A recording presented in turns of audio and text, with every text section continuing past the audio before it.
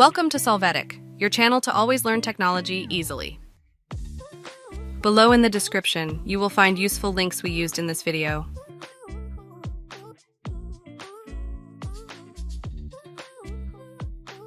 Today in Solvetic, we will see how to add outline Google Docs. Open your document in Google Docs. There, you must validate that there are lines with the heading or title format.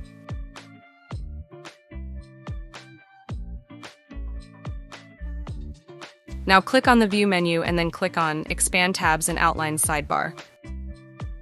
You will be able to see the structure of your document next to it. To stop seeing it from the View menu, select Collapse Tabs and Outline sidebar.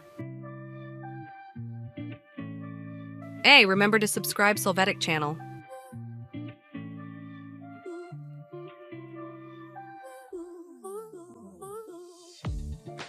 We hope it has been helpful for you. Here are links to watch more videos of your interest and subscribe to the Solvetic channel. Thank you.